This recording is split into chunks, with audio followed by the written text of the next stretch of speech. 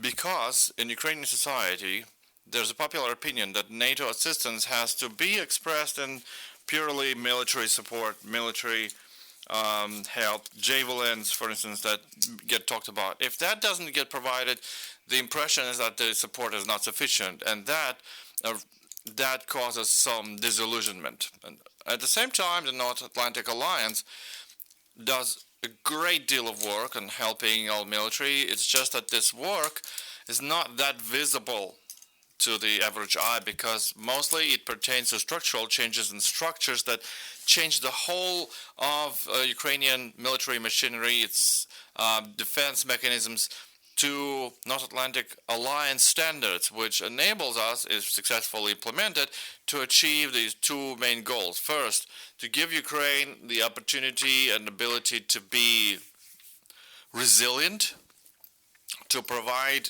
security and safety for itself, and secondly, achieve full compatibility with NATO standards, which creates preconditions for joining the alliance as soon as the world politics and geopolitics allows for that. And today we have a unique opportunity to hear firsthand from Ukrainian officials and from the NATO officials, from the people who directly are related with NATO assistance to Ukraine, in particular trust funds that you probably have heard about, but not many people have a clear understanding what they do and how does it work. So we have this opportunity today.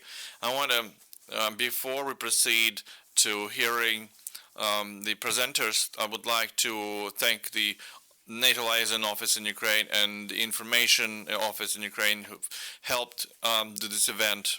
So dear speakers, despite the fact that each of you can talk for hours, I'm sure, and deliver very interesting information, I would like to please ask you to stay within the time frame of 7 minutes per person, because there are many participants who would like to ask questions, provide comments. So in order everybody gets a chance, please stay within these time constraints, 7 minutes. So the head of the NATO Liaison Office, Mr. Alexander Vinnikov, will be the first to speak. Thank you, and good morning. Organizers of this event for a very welcome opportunity to speak about NATO's support to Ukraine. I think we all agree that that support has been unprecedented since the beginning of the Russian aggression. And in my short intervention this morning, I'd like to focus on some of the political and the practical aspects of our support. Now, we know that NATO wants Ukraine to become a success story, and we do so because we are convinced that an independent, sovereign, and stable Ukraine that is firmly committed to democracy and the rule of law is key to Euro-Atlantic security. We believe that it is also the best response to the Russian aggression. At the recent NATO summit in Warsaw, which took place in July, Ukraine was the only partner nation to have a separate meeting with allies at the highest level, level of heads of state and government. And I think this is yet another confirmation of the special importance that Ukraine has for NATO. There were two main deliverables or outcomes from the Warsaw meeting of the NATO-Ukraine Commission. Firstly, a strong political statement of support for Ukraine's sovereignty and territorial integrity, a confirmation of the alliance's policy of towards Crimea, which is that we do not and we will not recognize the illegal and illegitimate annexation of the peninsula. There was also a strong call, a reiterated call on Russia to stop its destabilizing and aggressive actions in the east of Ukraine, and support for the full implementation of the Minsk agreements by all sides, with a special responsibility placed on Russia to fulfill its obligations. The statement also contained support for the implementation of Ukraine's reform agenda, and it welcomed the progress made and highlighted the challenges that still remain. Now, the second outcome, the practical one, was the so-called Comprehensive Assistance Package for Ukraine.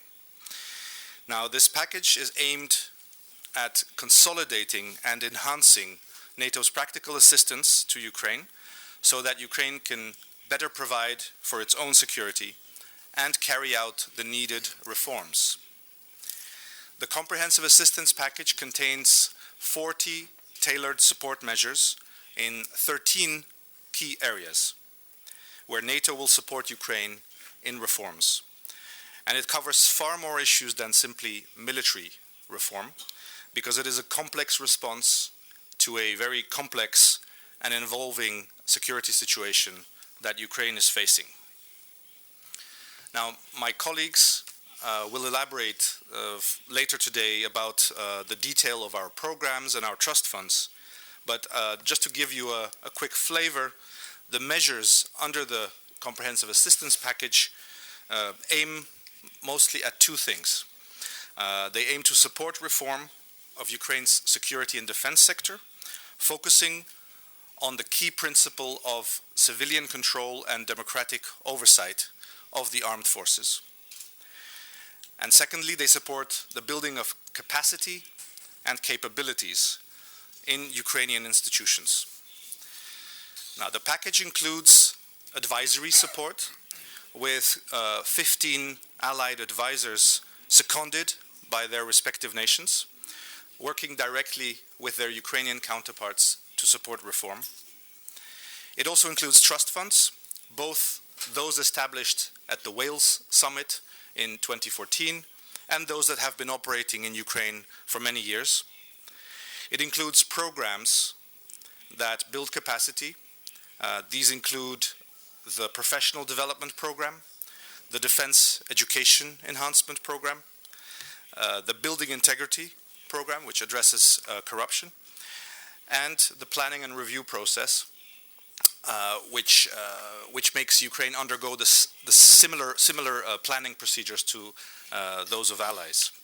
Now, new areas included in the package include countering hybrid warfare and improvised explosive devices, which will be a new trust fund that will soon become operational. We also enhanced cooperation in areas like security-related science through our Science for Peace and Security program, on strategic communications, on which my colleague Natalia will brief in more detail, and the issue of women, peace and security, or the implementation of UN Security Council Resolution 1325. So, as you can see, NATO's support to Ukraine is both political and very concrete. Our experts and advisors, whom you will meet today, are here to help Ukraine advance quickly in implementing Euro-Atlantic standards so that Ukraine can become more resilient in withstanding Russian aggression and better provide for its own security. Here, I think it's important to underline that NATO standards are not only technical standards in the security and defense sector. They also embrace values such as good governance, the rule of law, human rights, and the functioning of a market economy. Formulating reform goals is never enough, and reforms must be coherent, well coordinated, and funded. Clear responsibilities must be spelled out, and concrete tasks must be entrusted to competent members of the administration. Ukraine has a key instrument in pursuing reforms that bring it closer to NATO, and this is the annual national program. This program enables Ukraine to use the experience and expertise of our member countries to help progress in the implementation of reforms. And this annual national program has the potential to help Ukraine towards its strategic goal of European and Euro-Atlantic integration. So to sum up, Ukraine is enjoying unprecedented levels of support, including from NATO. At the Warsaw Summit, allies reconfirmed their commitment to continue helping Ukraine to modernize and reform. And at this stage, we encourage our Ukrainian partners to move forward with even more determination in implementing key reforms. Ukraine has done a lot, but a lot of challenges remain. And Ukraine should not miss the window of opportunity that it has today to speed up the pace of systemic reform in a very fast-changing international environment. And of course, the NATO representation to Ukraine is here to help every step of the way. Thank you for your attention.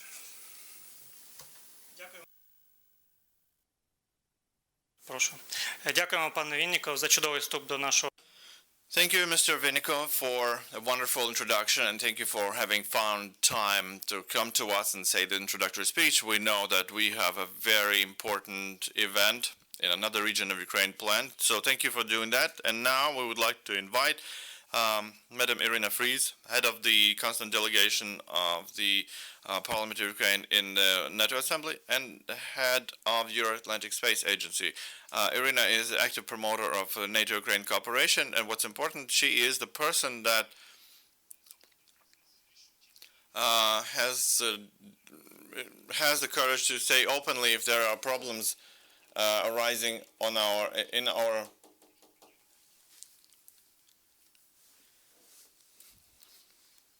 Thank you. I think for everybody in our country, it's clear that the road for Euro-Atlantic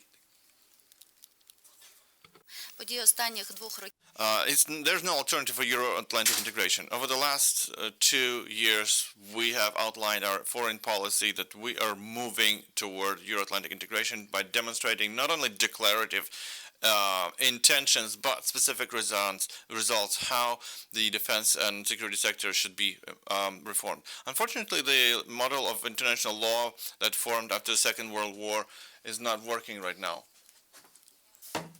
But the global world challenges are getting worse, and regional risks in security will increase. In this situation, we can say that NATO as a military political alliance, which was wrapped in a lot of myths and stereotypes back from Soviet times and that were imposed in our society, is still in some kind of informational vacuum, because informing about the cooperation with NATO, informing about NATO programs and how we are moving toward Euro-Atlantic alliance is a very important thing to do.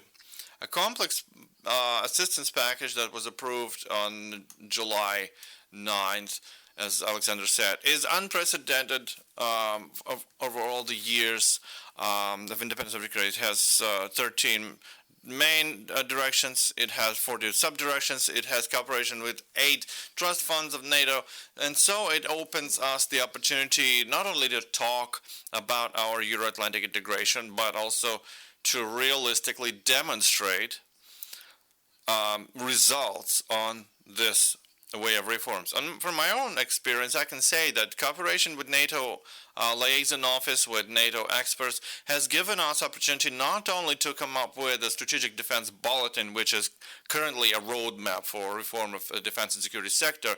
We've had effective cooperation with NATO office representatives in developing the concept of security service reform, in working on the concept of special operation forces reform. In particular, we have outlined not just the model of how will the new special operation forces function in Ukraine, but also the full structural review of their model. We can also say that thanks to the preparation of our instructors by NATO experts and the whole battle units, we have 4 battalions, and that is almost 2,000 warriors, and we're now preparing the 5th battalion. So in the course of 2 years in the wartime, we have done a great deal of work. And we have to know that, because when we talk about intentions, we have to deliver results, and we do have those results. NATO assistance is not only financial or material resources. It is also a high level of technological and resource support for further development of the defense and security sector in Ukraine. It also means standards and requirements of effective work that differ 20th century from 21st century.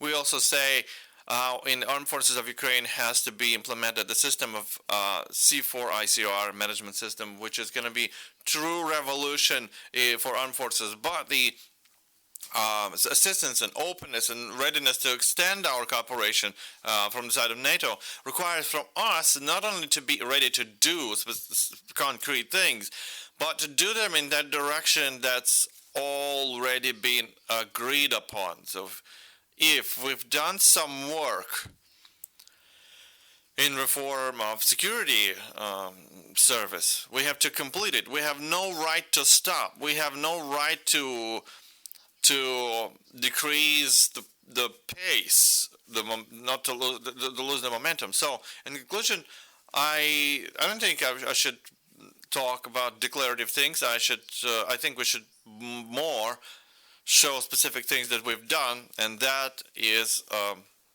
good answer to all the questions. I'm confident that our relations with NATO is a bilateral movement. We have to demonstrate that we are moving and that there's no alternative for Ukraine. So, to put it short, thank you. Thank you, Madam Fries, for your speech. It's emotional, it's important, and concise, and for your active stance in promoting NATO-Ukraine cooperation. And I know that you have today to be in the Parliament. Thank you for having found time to come here and say introductory word. And now we will hear from the Ministry of Foreign Affairs of Ukraine about NATO-Ukraine cooperation. Sergei Shchetenko, head of the Department of International Security, is a person who has things to say about this topic. Mr. Shchetenko, the floor is yours. Thank you, Maxim. Dear participants, in the annual message to the Parliament about the external and internal situation in 2016, the President of Ukraine, Petro Poroshenko, has stressed that we have achieved an unprecedented level of cooperation with NATO countries and NATO itself, and we will further work on achieving the criteria for membership. The President also stressed that our strategic goal is joining the NATO. I want to stress that we value the high dynamics and dialogue between Ukraine and NATO, and the NATO summit in Warsaw, where the complex package of assistance was approved. As for trust funds, it was the initiation of new trust fund has just happened recently in demining activity and countering the improvised explosive devices. Currently, there are 8 such programs, such efforts.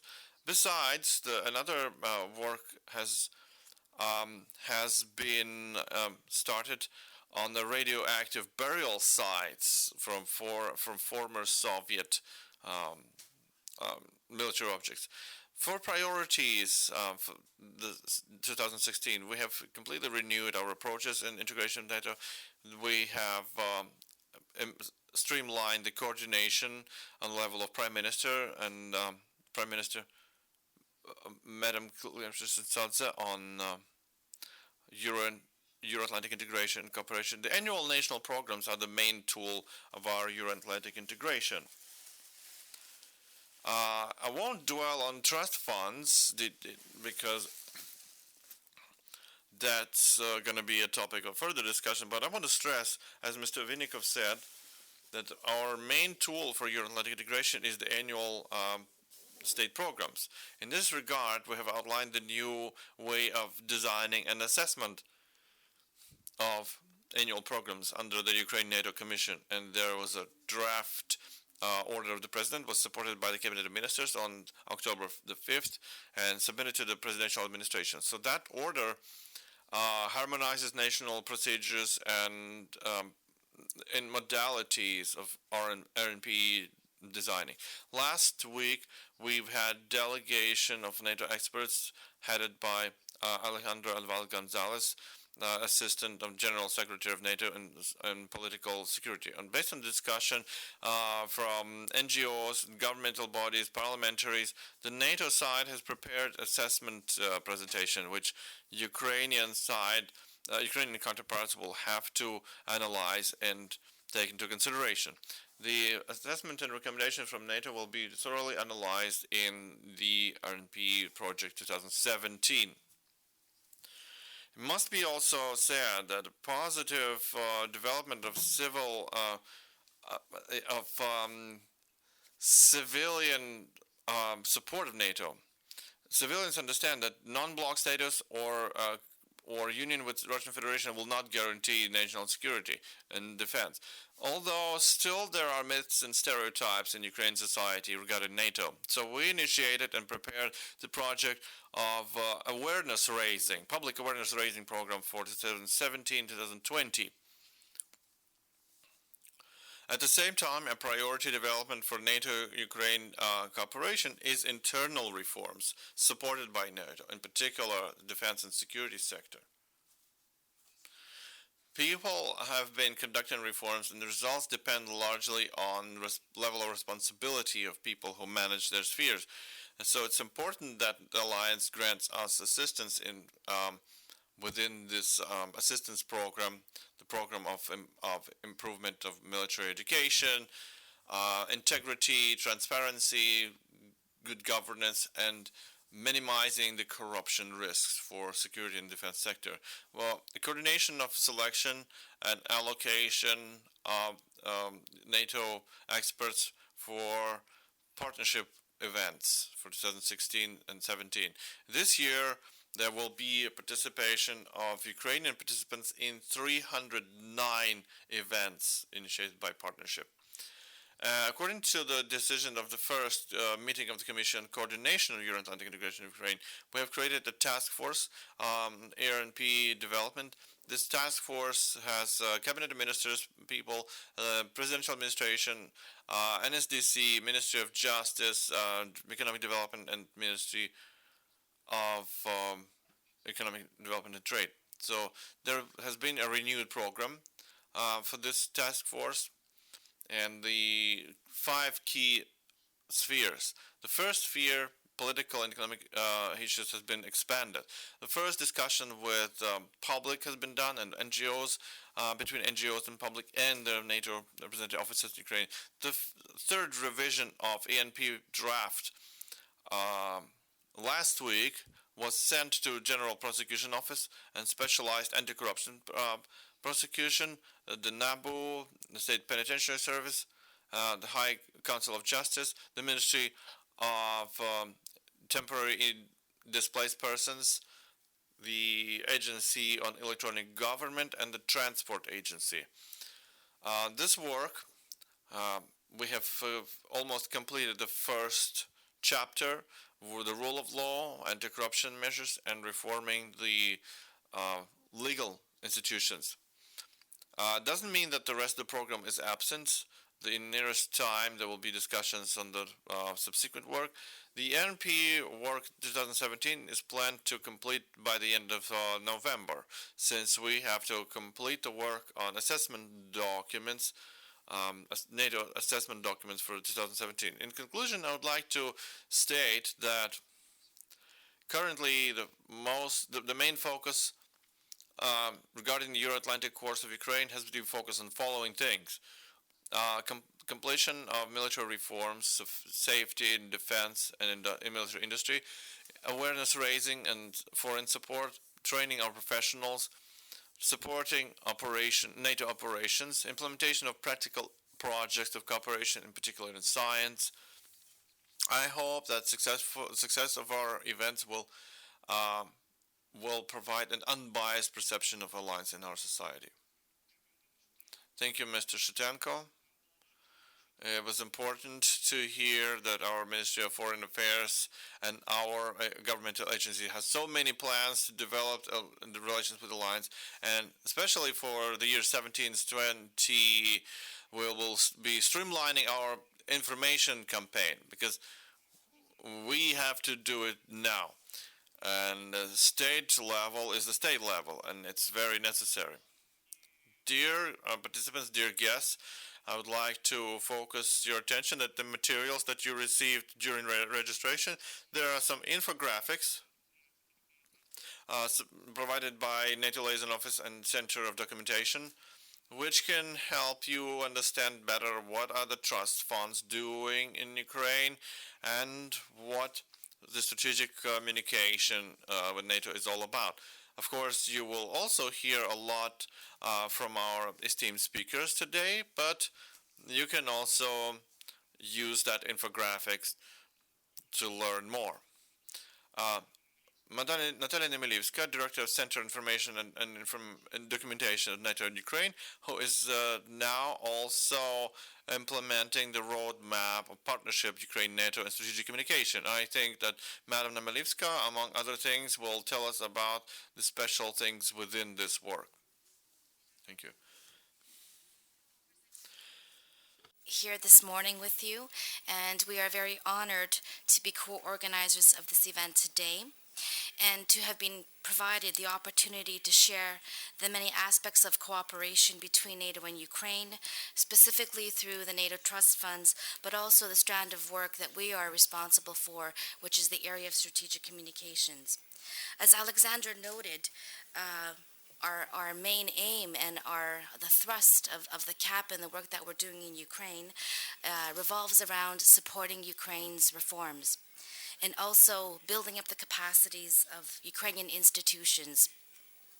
The strategic communications partnership that we signed with Ukraine almost a year ago is specifically designed and directed to support these two aims. I hope that you can see the background and read along with me, but essentially we signed a partnership with Ukraine in the area of strategic communications, and this partnership is nearly a year old, or a little over a year old, and it is a unique document of cooperation between NATO and Ukraine, and in fact it is the only one of its kind that has been signed so far between NATO and a partner country in this sphere, that is in the sphere of strategic communications. The roadmap that we have with Ukraine has been designed to enhance and sustain a level of greater collaboration among Ukrainian authorities to communicate more effectively national strategic objectives, government policies, and ongoing reforms. As our colleague has indicated already, we are the executing agents of the partnership, and we are working closely with the NSDC as our counterparts on the Ukrainian side. And the NSDC has the primary lead and oversight and coordination authority on behalf of Ukraine. What are the objectives that we have for our strategic partnership? The strategic partnership aims to assist Ukraine, its governmental institutions, to ensure effective and credible governmental communications. How do we go about doing this? First, we are aiming to enhance the strategic communications capabilities at the strategic and operational levels. Secondly, we are supporting Ukraine's cooperation with subject matter experts in the area of strategic communications. Also, we are assisting the development of strategic communications culture at the institutional level and supporting greater cooperation between and empowerment of those outside the government to communicate strategically in Ukraine's national interests. And we're supporting and maintaining the highest standards of accuracy and ethics in order to ensure the credibility of governmental communications. The STRATCOM partnership is also a tool and an instrument to assist Ukraine in countering hybrid threats, including information warfare, and to help foster Ukraine's resilience in the information sphere. We are convinced that the greatest antidote to disinformation and propaganda are credible and coherent communications. At this point, we have a few instruments that we're using to implement the roadmap, and they are comprised of three aspects. The first one is providing advisory support to Ukraine in the area of strategic communications. The second is delivering targeted training for Ukrainian institutions, and also facilitating cross-government interagency cooperation. What can we say we've achieved so far in the strategic communications realm through our partnership? First of all, the most important thing is a change in mindset. There is a growing understanding of the importance and role of strategic communications in Ukraine, including at the leadership level. Second, we are seeing a change in procedure. Strategic communications are beginning to be incorporated in the policy development process of Ukraine, which is a very strong step forward. Last but not least, there's a change in practice. There is visible and growing and enhanced interagency coordination, cooperation in Ukraine in the area of strategic communications, and this is a very welcomed outcome thus far. Thank you very much. Дякую, пані Немелівська.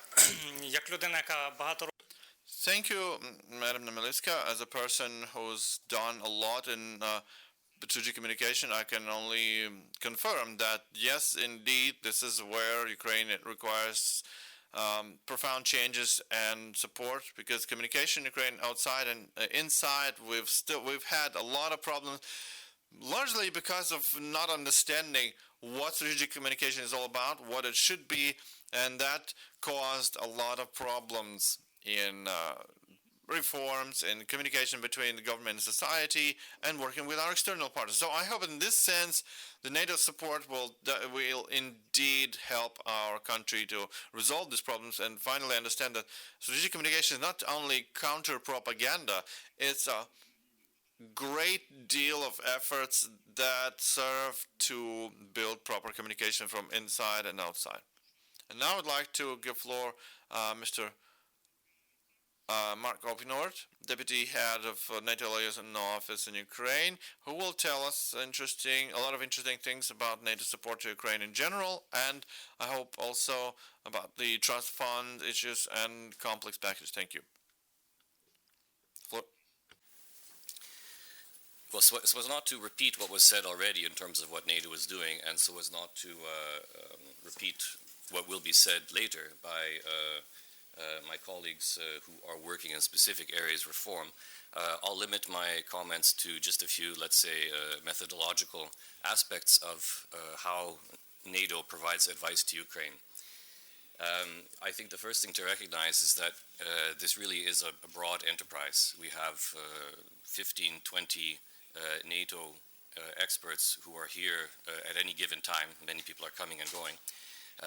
And then on top of that, we also have at least as many, if not more, allied experts, that is to say, people working on behalf of NATO member states, but not directly through the NATO mechanism, who are also here working with the military, other security agencies, on the broad objective of boosting Ukraine's capacity to defend itself.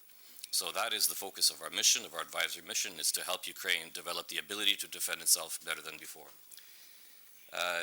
This is a very challenging and interesting job because there's no one way to do this. We always hear about these NATO standards. There are NATO standards for specific things, but there's no one answer to any question about how do you improve the military, how do you improve coordination amongst agencies, etc. So I would, after being on this job for almost 2 years now, I have to say it's a very creative and rewarding job, working directly with our Ukrainian colleagues throughout the government. So there are two kinds of advice that we give. One, I would say, is the general strategic advice on how the entire security and defense system should be organized.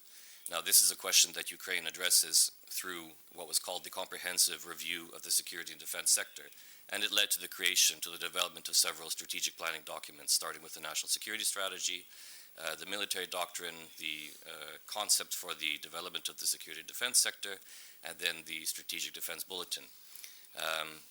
there are, all these documents, basically all they are is a way to, roadmaps, programs for restructuring and transforming the way that each of the components of the security and defense sector work, focusing on the military, at least as far as the NATO perspective is concerned. That has led us now to our latest joint effort, currently with the National Security and Defense Council, to develop the draft of a broad law on the security and defense sector as a whole, which would sort of provide a more coherent framework for the organization of all the ministries and agencies involved. So that's at the strategic level, and sort of more closer to the ground, we are also engaged in capability development.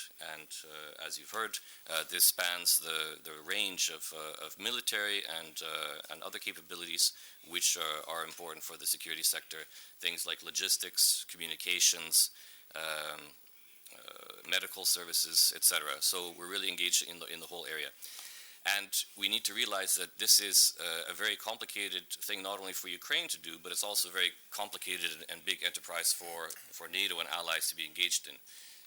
Just imagine when you have, let's say, on a subject like human resource development within the Ministry of Defense, we counted them, I think, about 11 bilateral programs, let's say 11 separate people, working for different countries, allied countries, advising the Ministry of Defense on how to reform its human resources policies and programs. So, of course, you can see how this is a challenge for us to come up with coherent advice, okay? Because 11 people with 11 opinions doesn't necessarily lead to a single line of advice. And so the issue of coordination is one that is very important to us. We have a lot of mechanisms for doing that on our side. But the most important thing, of course, was for Ukraine to develop a system whereby it would set its priorities and that all the international support would align their work to the priorities and the programs established by Ukraine. And so that was done on the defense reform side through the creation of a reform committee within the defense ministry. That is an integral part of the strategic defense bulletin and the defense reform roadmap contained therein. So there are a lot of institutional questions like that, a lot of methodological issues, and we spend a lot of time trying to address those concerns precisely so that this very broad and ambitious program of advice and support remains focused on Ukraine's priorities and what Ukraine wants to accomplish. So I think that's probably all I'll say for now. I'll be happy to discuss these things in more detail. But as I said, my colleagues will be dealing with the specific aspects of specific areas of support. But that's just a very brief outline of how this support is basically structured and organized. Thanks very much. Дякую, пане Обгорнат, за... Thank you for a very laconic, very concise, and I would like to give floor Christopher Stout, who is the manager of the Good Governance Program, and he's the head of the NATO Trust Fund on changing the military career for civilian. These are two very important aspects that the Alliance helps Ukraine with, but not many people know about this effort. So let's hear about it. Floor to me. Let's talk a little bit about now the practical assistance, what we are delivering to the Ukraine. I want to divide it in two aspects. First is MCTP, means Military Career Transition Trust Fund, is embedded in our activities for social protection of military service leavers. To go a little bit beyond, already since the year 2000, we are providing under the civil budget retraining program for former military personnel, laid-off military personnels from the armed forces and other state institutions with military formations from the defense and security sector. Because of all the developments until December last year, we retrained so far more than 8,700 former military personnel in retraining courses and providing the advice for getting back to the civil professional life. Reintegration rate so far over all courses 65%. So I would say already for me, it's a clear sign for a micro and macroeconomic impact to the Ukraine society. Besides that, since the year 2015, we are organizing psychological rehabilitation seminars in units for demobilized ATO participants of the armed forces and the National Guards. So far, for overcoming the post-traumatic stress disorder syndrome, we organized so far 94 seminars for 3,760 participants. We are continuing this year with another 11 seminars on that. Coming now to the Military Career Transition Trust Fund, based on the decision on Wales Summit in 2014. We started in 2015, and beside the practical assistance, what I described before, this is a policy advice issue. Together with participants from the National Guard, State Border Guards, Armed Forces, Ministry of Social Policy, State Service for War Veterans and ATO participants, we created working group and headed by a steering committee under the guidance and chaired by the Deputy Minister of Defense. So far we achieved certain aspects. We had a stock-taking phase, and now I would say a milestone from my side, because we agreed on certain issues in the last steering committee, what will be discussed tomorrow in the working group under the Reform Committee in the Ministry of Defense, and I want to refer to this.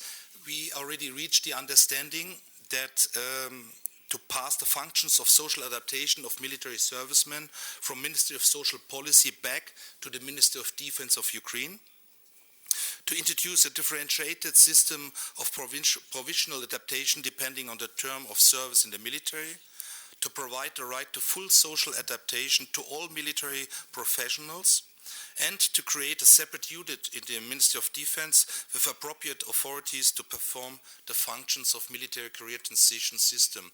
We developed already a draft model. Important is that, as you understand, neither the MOD nor the other defense and security institutions are professionals in the field of work or labor market. So we are on the way to decide to split our system on 3 lines. First lines in the unit, second line on the battalion level to give advice, to give information, and to assist the service leavers to understand the resettlement way, how to go back to the civil life. And then on the separate third line, for example, in the employment center, to advise them and to help them in the career management to find a way back to professional civil working places. Okay, this is on the way. The trust fund itself finishing in summer 2018. I hope the new system will be in place with all necessary functions starting with the 1st of January 2019 for all professional military service leavers. This is important because, as in your country, as in our country, we have problems to find good candidates for the military workforce. There is a nexus clearly from recruitment over retention, that they're staying longer, until the resettlement issue. So we are hopefully providing this advice that the system is working and it's benefiting to the personnel management in the defense and security sector. So that's in short about the Military Career Transition Trust Fund. Another trust fund and activity I'm involved in the NATO Ukraine Building Integrity Program as well. In short, because I think you have questions later on as well. The NATO BI program established in 2007. Effective and efficient defense institutions under civil and democratic control are fundamental to stability in the Euro-Atlantic area. So far, 31 countries, allies and partner countries are taking part in the NATO BI program. Ukraine entered in the initiation of the BI program 2007. This year we will have a new completion of the NATO Building Integrity Self-Assessment Questionnaire and peer review process. This is our way how to support the institutions beside a strong effort we are dealing with in supporting the individuals. So on one way, institution support. On the other side, we are thinking that education is the key change for transformation. So already in 2015, we established BI introduction seminars in mostly all military education institutions from Lviv, Zhytomyr, Khmelnytsky, Kharkov, and Odessa. Last week, we've iterated the second way. So we reached last year more than 1,000 cadets and lecturers from these institutions to change their mind and to think about accountability, transparency, and integrity in their work field. worth to mention that as well we are implementing and organizing courses of the Peace Support Operation Training Center of Sarajevo, and they are holding BI courses in peace support operation at the facilities here in the National Defense University. It's a big achievement already, more than 2 years. Inside the National Defense University, there's a building integrity center based at that facility. Last but not least, as well under our NATO BI umbrella, bilateral programs are heading. For example, under the NATO Nordic Baltic Assistance Program under the lead of Denmark, now in spring there will be launched a project for assisting the audit department of the National Guard and Armed Forces, policy advice, training, train the trainers, as well a big portion of IT assistance. As well, not to forget the Norway program under the CIDS Center of Norway, Center for Integrity at the Armed Forces, and there for the Human Resource Management. That's in short, and I think then questions, I'm ready for that. Thank you. Дуже дякуємо, пане Штауте, за Thank you, Mr. Stout. Thank you for telling us about these important programs that NATO uses to support Ukraine. And not many people knew about this program, and especially Integrity program, which is one of the key programs for support. It was created even earlier than Wales Summit, where the new trust funds were suggested. And people heard about trust funds more than about Integrity program. Although it exists for years now, and it's very, very important. Dear participants, now we proceed to discussion of our first panel. The microphone should be provided to you as soon as you want to ask a question. Raise your hand and the microphone will be provided. But please state yourself before you speak.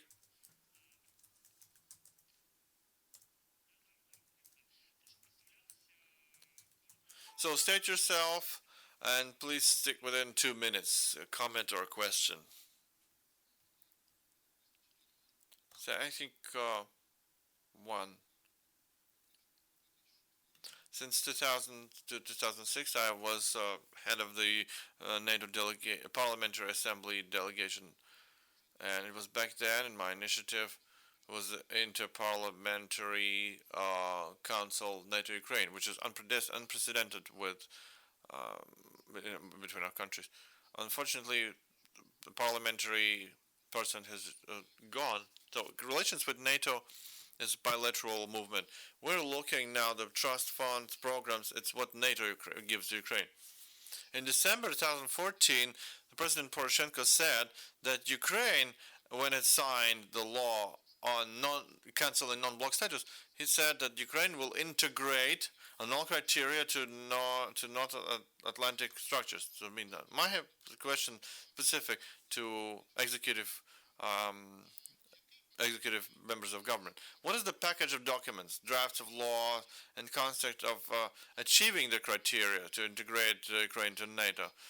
This was submitted to cabinet ministers over the period since President said that, December 2014. What have you done? What have you initiated? What have you written? What have you passed? And back then, the President also said that Ukrainians will hold a referendum, not regarding the NATO joining, the Ukraine joining it, but the submission of a request to join NATO. Is it still the position of the government in this sense, or do you study the experience of many countries who joined NATO without a referendum, where there was a support of parliament, and quite quickly the integration to NATO happened in those countries? Thank you. Thanks for this important question. Madam Fries has warned us that she would have to go because she has to attend the parliament, and she stayed with us as long as she could. So maybe Mr. Shutenko will answer that question as a member of executive power. Well, starting from answering your last question, the position has not changed, and the decision on submitting the request is a process, but the people will be deciding that. So referendum there will be and still is planned. So the referendum position has not changed. Second, well, the first question about the package of documents. We have heard today some practical projects, practical assistance, trust funds, reforms in the security and defense sector.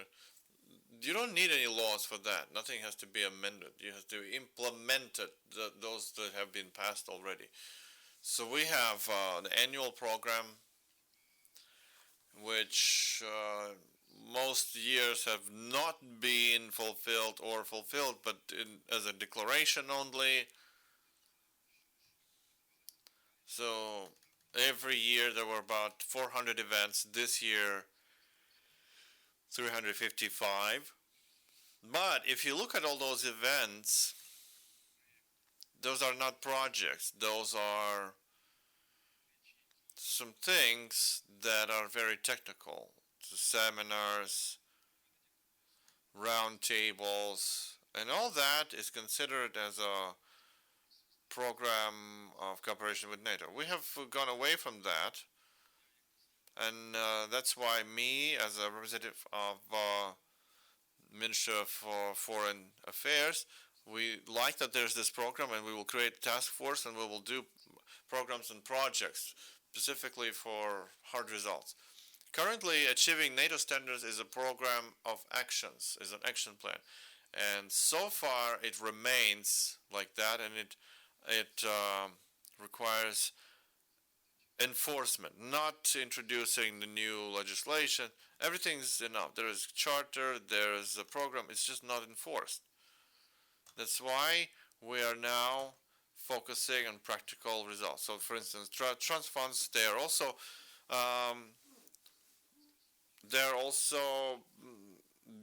under goal. The amounts are small, but we're only beginning. But we're only starting. And so, regarding the legislation, everything's all right. Thank you, Mr. Shutenko. Or to the comments of the Deputy Minister, from a NATO point of view, Ukraine has everything that it needs to engage in the fullest of possible cooperation with NATO. And this is not just a question of formal documents, but it's also a question of political will. And I can say that having working here on the ground for 2 years, we feel very strong political will at the top level and all the way down through all the governments and agencies to really engage in results-based cooperation. So the character of our cooperation, the character of the work that we're doing together is very different now than it was 2 years ago. Дякуємо, пане Панорт. Thank you.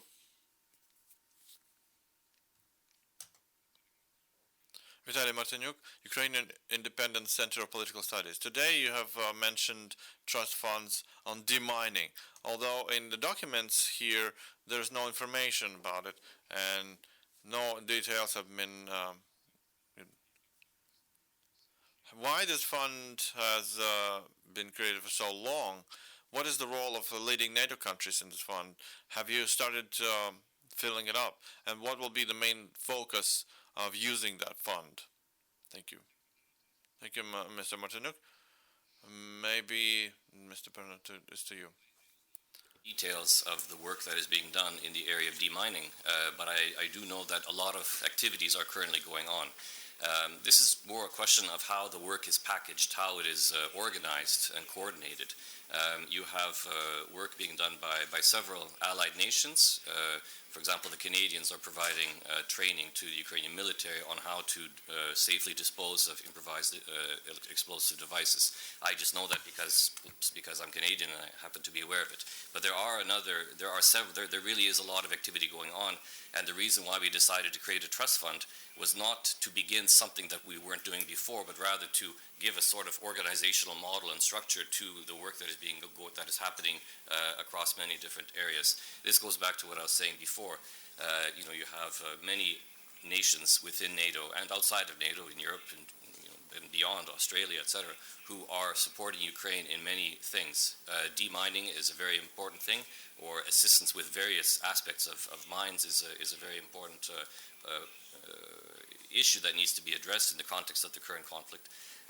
And so the trust fund, even if it isn't exactly fully set up yet, that's just an organizational question. So there are a lot of activities going on. We can provide more details if you don't have enough here. But the issue is, first of all, just one of organization. Дякую. Да, пан Штенко, да. Thank you, Mr. Shutenko. On the same issue, to follow up.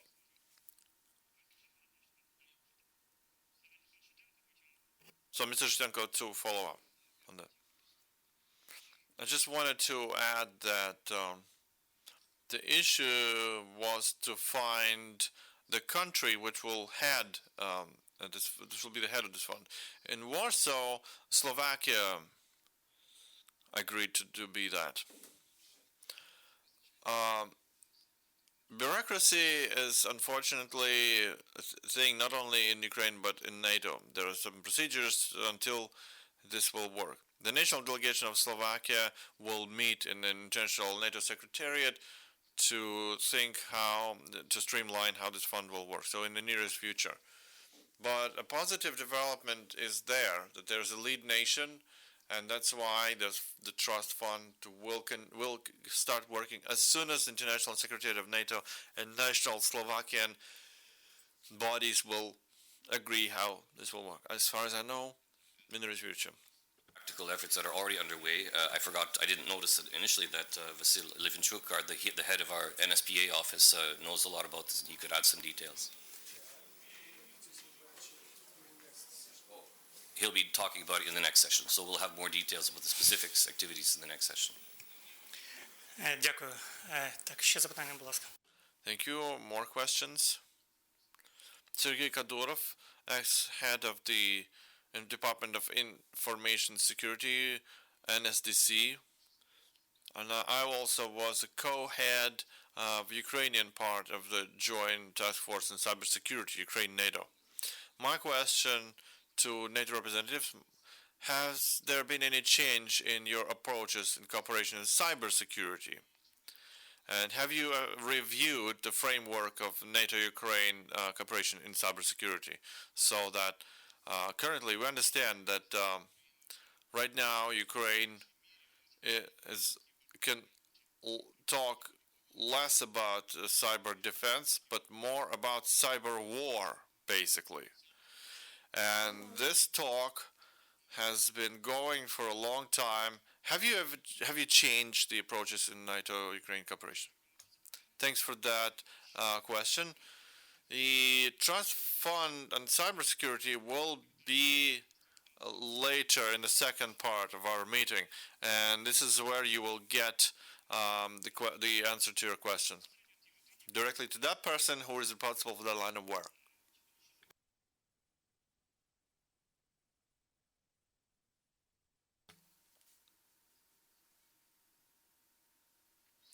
My question to Christopher Stout.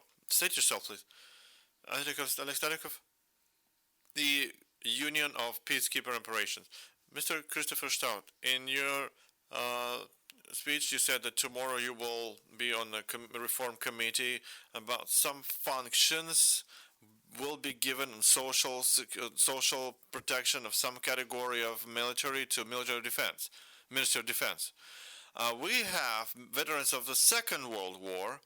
We have the veterans of local conflicts. We have peacekeeping veterans and ATO members who are also the warriors of the Russian-Ukrainian war. So what will be the function that you will be shifting from Ministry of Social Policy to Ministry of Defense? And second question, all of our veteran organizations, all our social protection for veterans is managed by several ministries: Ministry of Health, Ministry of Social Policy, Ministry of Civil Service, Ministry of Defense. Is it not easier to make it the following way, to create, like in the USA, the Ministry on the issues of veterans, who will manage all categories of warriors, and so that save the resources and streamline the resources of the state to provide high quality services to this category? Thank you. For this question, now I must try to be precise. that you're not mixing up. So the new system for military career transition is exclusively foreseen for those who are professional military servicemen who will then retire after the 1st of January 2019. So for those who are in service and then retiring, so all about veterans and ATO participants demobilized, all this will not be taken care by the new system. That sounds harsh, but you know, in Ukraine, why we were thinking about to establish a system, it's really fragmented. In the past, if you're starting with 97, many different bodies took care of all this conglomerate, what you now mentioned, from the State Committee for State Committee for Social Adaptation, for department under the Ministry of Defense, then 5 years ago giving the task to the Ministry of Social Policy, due to the ATO, the created of the state service for ATO and war veterans. What we are trying to make a sharp cut. Those who retired before must be still taking care of international programs, for example, for a covering phase. Or, and as you know, not only NATO is providing such social adaptation courses as well, bilateral countries like the Norwegian program is in place. Until last year, it was an OSCE program in place. And for sure, not to forget the state service for war veterans and ATO, who are taking care of those people. But if you focus that your armed forces and the other defense and security institutions with military formations, like the state border guards, like the National Guards, need a functional, good personal management, personal policy system where the person is in focus in the middle.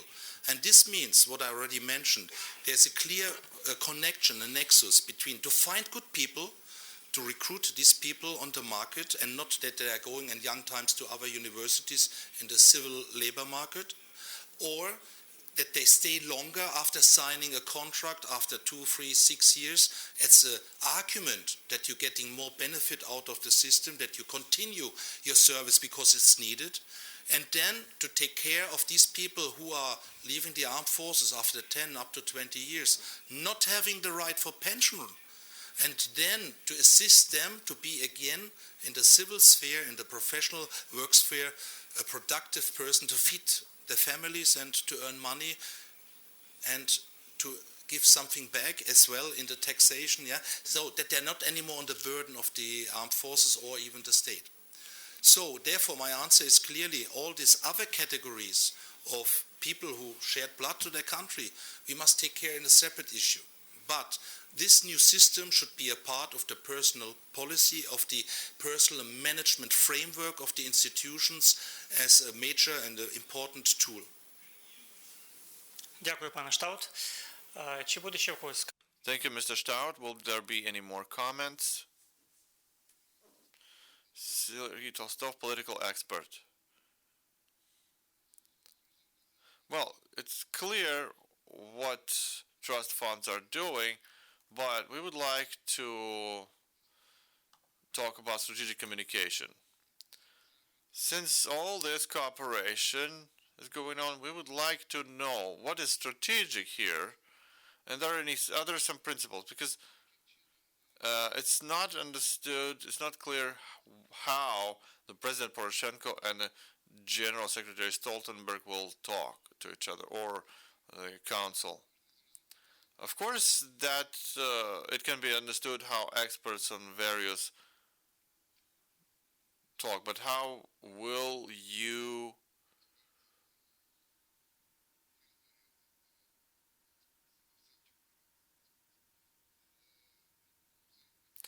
but cooperation between NATO structures and state institutions of Ukraine, the NSDC, for instance, how they will communicate strategically. I understand that a lot of confidential stuff here, but what not confidential things can you tell us so that we understand how strategic communication will work?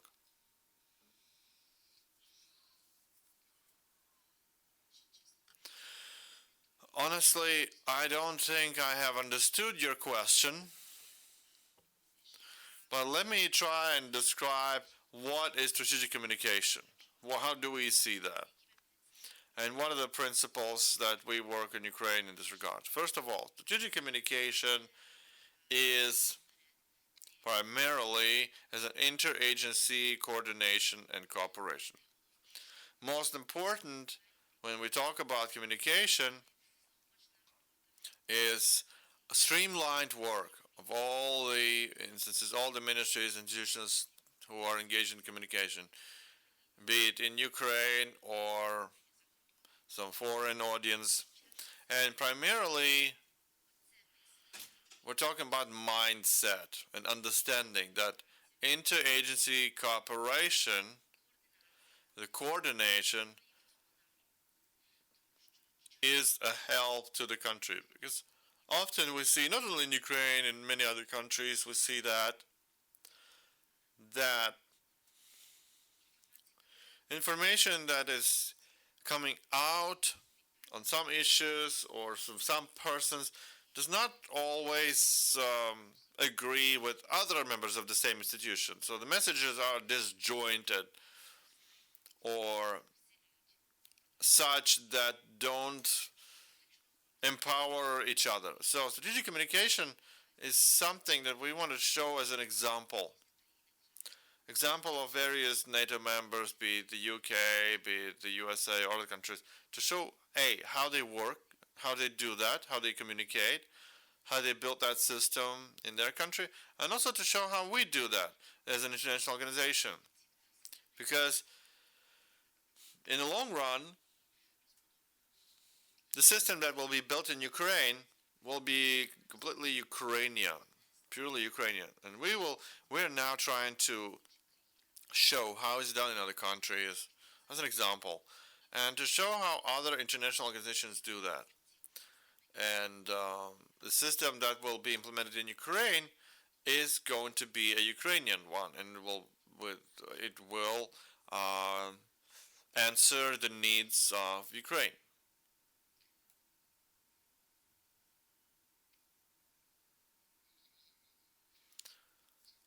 How can we see the results? We understand that it's about showing examples of NATO countries to Ukraine. But how are you planning to show the results? Is it going to be, what's going to be the criteria? Is it going to be the Poroshenko, President Poroshenko will say something, or the joint message of our governmental official with General Secretary of NATO? What will be the results that will be measurable, that to understand that it does work? Of course, we understand that you will not publish all the results, but still we have to know what will be the measurable results. I think I did describe that in my presentation, but the outcomes, as I said, changes in the mentality, in approaches.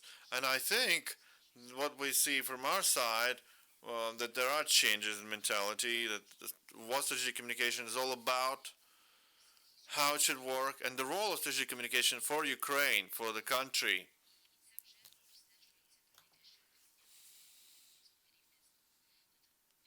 It can now be seen in the highest level of Ukrainian leadership. It's a change of mentality. You can see it.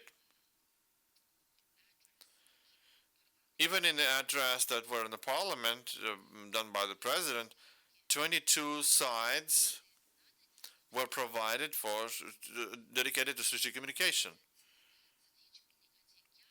So strategic communication as phenomenon is emerging in Ukrainian discourse. Second is change in procedures.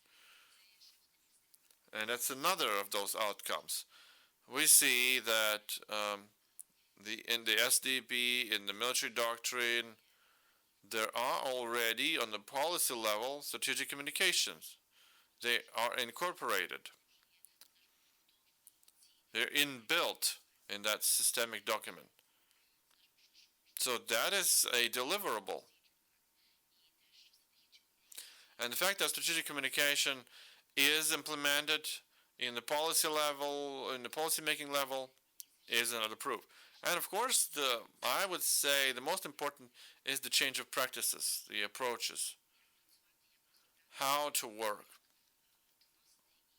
how to inform, how to communicate, and how to execute strategic communication on a daily basis. And you can see it in our events if you want. You can see it,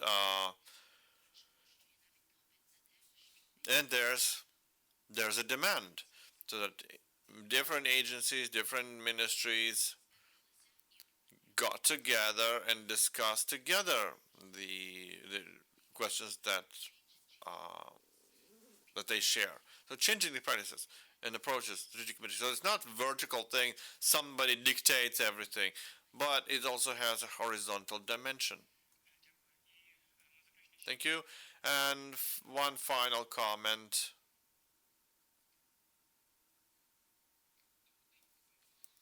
Hello, Dmitro Zolotukhin, Institute of Post-Industrial Society. Are there any prospects for a negotiation or some ideas how to form a trust fund for strategic communication initiatives?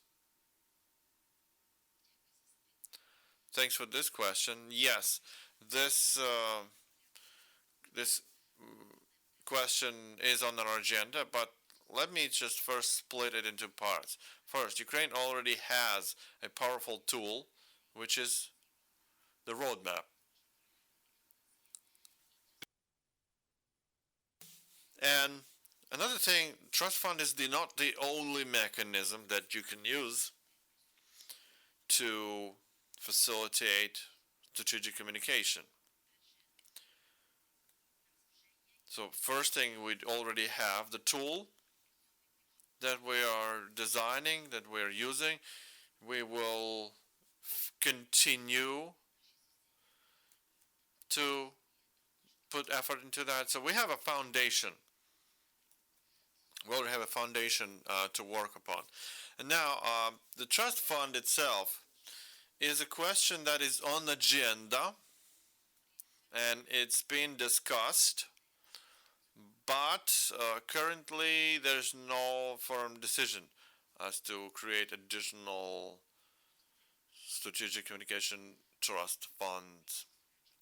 And we are mostly focusing on implementing the existing trust funds, not forgetting that Ukraine already has, and I want to stress this again and again, strategic communication partnership roadmap, which we are already together with Ukraine implementing for more than a year. Thanks a lot. Thank you for the speakers of the first panel. Support again what Natalia was just saying. The trust fund is just a fundraising mechanism. It's a way of gathering resources and directing them to a specific purpose. But again, there are so many programs supporting Ukraine in so many areas. Let's not forget that, let's say, all of the NATO trust funds, the total monetary value is in the tens of millions of euros. Okay, but all the security support that Ukraine is getting from allies in general, it's in the many hundreds of millions. Okay, so the trust fund is just one fundraising mechanism. But what's most important is that Ukraine establish its priorities for reform and development in specific areas.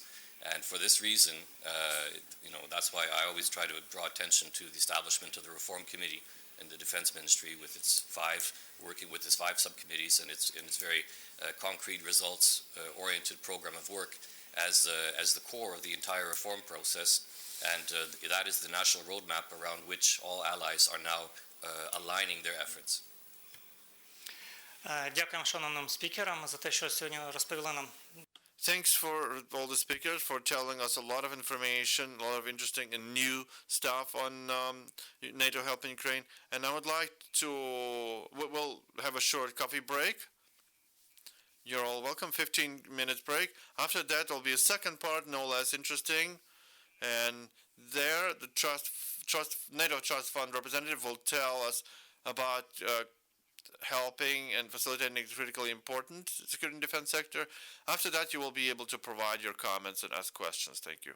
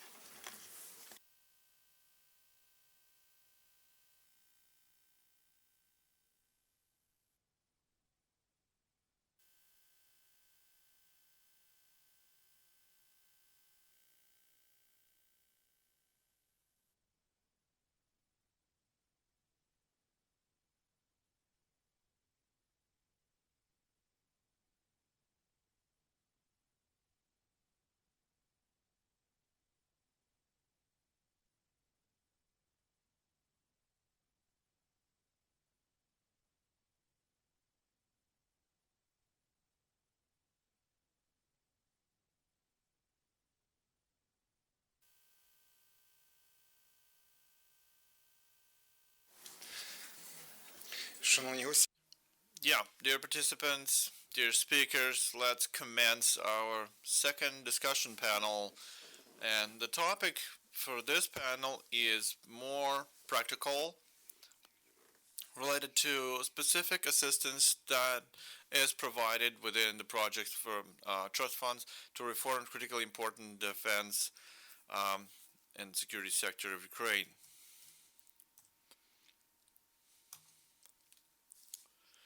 Also, in the course of this panel discussion, we will try and clarify existing issues and the resolution of those issues in order to improve the efficacy of trust funds in Ukraine and subsequent cooperation between Ukraine and trust funds and other mechanisms that NATO provides to Ukraine.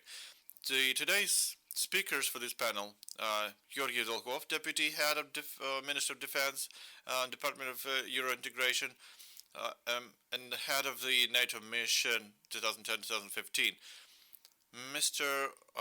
Matson, Manager of Professional Training Program in NATO Ukraine. This is one of the key programs that has strategic importance for defense and security sector of Ukraine. Implementation of this program has started in 2005, and now in Ukraine there's a second part of this program, 2009, and is going to be active for 8 more years. Vasily Mikimchuk, the head of the agencies of NATO procurement in Ukraine, so that you understand what questions you should ask to our esteemed speaker. Issues regarding 4 trust funds in Ukraine. Anti-infantry mines and excessive armaments remaining on territories, logistics and standardization, medical rehabilitation, and utilization of radioactive waste disposal. Belotitseli, Colonel Belotitseli, advisor on automated armament and troops management system, NATO liaison office. Mr. Tatseli is the curator of trust fund regarding modernization of armaments and troops system. And Colonel Kuchuk, advisor on cyber security, also represents NATO liaison office in Ukraine. And the sphere of his competence is trust funds in technical means of battling cyber threats. Since we have this well-presented panel of speakers and we have limited time, the time constraints for each presentation is 6 to 7 minutes. Please stay within this time frame. There will be Q&A session afterwards, and the speakers will have an opportunity to provide comments or answers on the issues they regard as important in order to clarify as clear as possible our NATO-Ukraine cooperation issues. Mr. Chudov, Deputy Head and Minister of European Integration. Good morning, dear colleagues, dear presenters. Good morning, dear guests, the media. It's important for me that this topic, NATO assistance and cooperation between Ukraine and NATO, is in the center of attention of Ukrainian society and the media. I have seen the slides, the presentations that all the participants they have, and I don't think it is necessary to spend time to repeat what are the goals, what are the objectives for each of the trust funds, what are the amounts written there, what the steps are expected. I think it's going to be more productive to leave more time for Q&A. What I wanted to say in general concerns. So I'm very happy that in this presentation, and there's a foundation, not trust fund, but the program of radioactive pollution, radioactive waste disposal left from former USSR on the territory of Ukraine. This project has been in the works for a long time now. All the necessary agreements were signed, and I wanted to see this project done, among others. If we're talking about disposal of radioactive waste on the premises of certain industrial objects, this directly is related to better security, better welfare for Ukrainian citizens. They've been lying, the radioactive waste has been lying there for 30 years, and nobody knew how many more years they would be lying there. Now, with the NATO assistance, these radioactive waste burial sites will be neutralized. I haven't seen here things that we don't call trust funds, but still they are integral parts of this work. The program, NATO programs, for instance, Science for Peace. As part of this program, Ukrainian scientists, together with their colleagues from NATO members countries, they've been doing for a number of projects. The total budget of these programs is 5 million euros and even more. And each of these projects has gone through a selection procedure, and each of them is aimed at the security and defense sector. There's also the program Building Integrity. What is it about? It's about the ethical code for a civil servant in general, the principles and approaches and how they are implemented in the real life in terms of battling corruption. And we've been actively cooperating with NATO in this program. There's another program, reforming of military education. It's also not here on the slide, but it's a very important thing. If we just think about reforming the armed forces of Ukraine, which has already started, and the officers that will be in command of those renewed armed forces are now getting training in our education facilities. We have to change their curricula so that they know in advance what expects them in the armed forces of Ukraine. So therefore, the spheres of our interaction and cooperation are very, very wide. Another thing, we don't call it as a separate trust fund, but there's a program, NATO-Ukraine cooperation in strategic communication. Is it important? Of course, extremely important. All those programs are an answer to the challenge of times. When Russian aggression against Ukraine started, what did we see? We faced the real problems in the East. The absence of strict command and control system, the lack of communication means,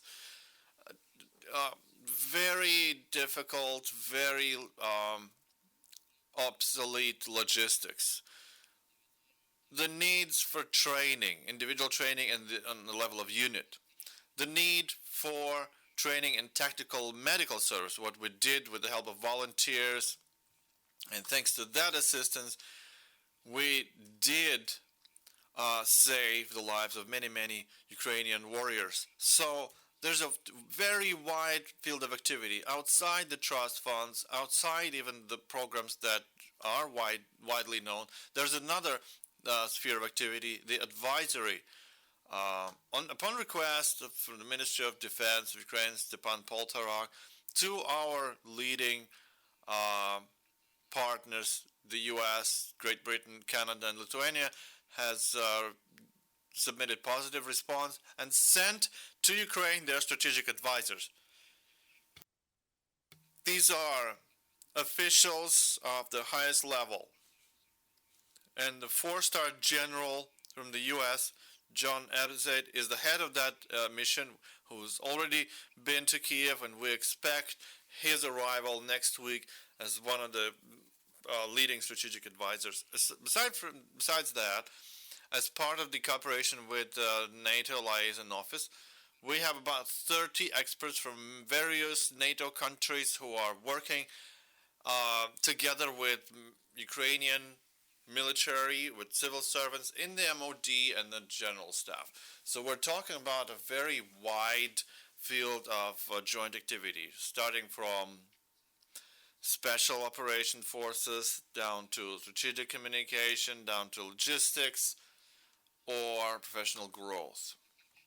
So therefore, cooperation with NATO gives us opportunity to get a very important and very substantial assistance for our reforms, because the program is in the Strategic Defense Bulletin, the reform program, and it's very ambitious, and it covers all of the spheres of armed forces of the country and managing armed forces. So it is clear that a lot remains to be done. For instance, the planning done according to NATO standards. This is a completely new sphere, completely unknown to us, and we need assistance here every day.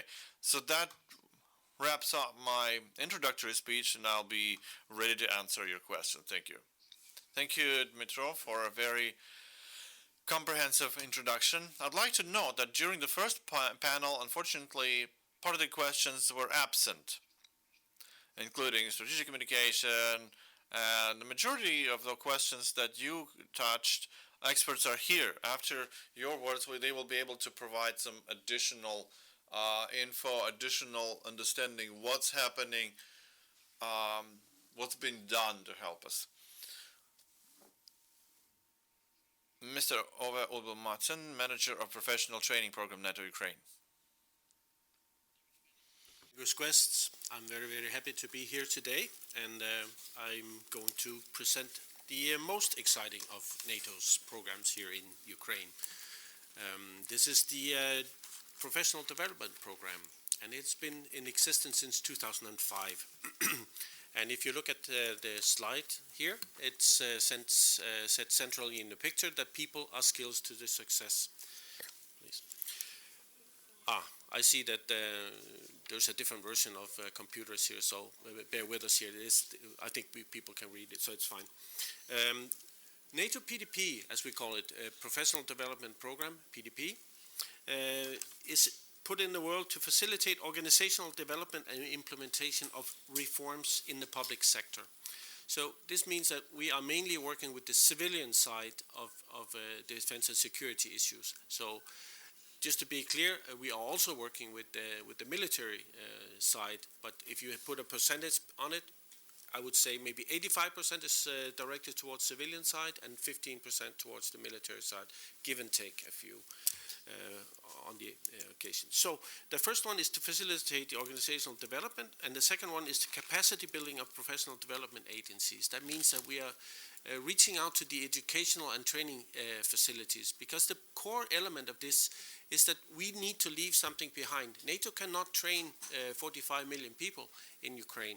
We need to establish a training and educational environment that is run by Ukrainians. So to do this, we need to link up with these educational institutions. So that's why the bullet number 2 is there.